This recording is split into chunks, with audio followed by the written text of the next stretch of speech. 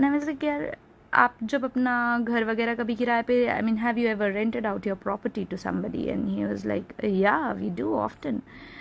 And I was like, so do you completely give the entire ownership just because that person has stayed there for the extended period of time? And he was like, no, why would we do that? And then I was like, well, then why do you expect me to do that? And then he was like, how is it even related? And I'm like, it is related.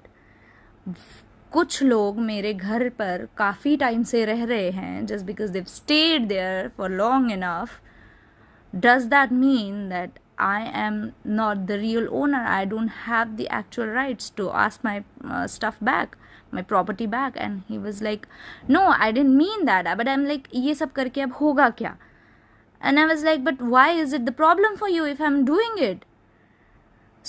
And then he was like, no, but 30 years ago to you didn't. And I was like, 30 years ago, bro, there was no social media. There was no, there were no resources for us to, connect to people.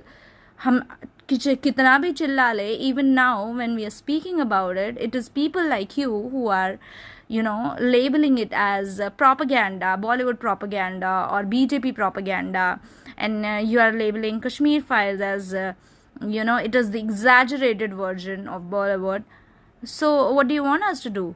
आज के time पे, when everything is very open, clear, still we have to answer with whether what happened 30 years ago was true or not. What makes you believe back then you would have believed me? And then everybody went silent. And it's haunting me since then that I just want to ask, what would you do? How would you deal with this?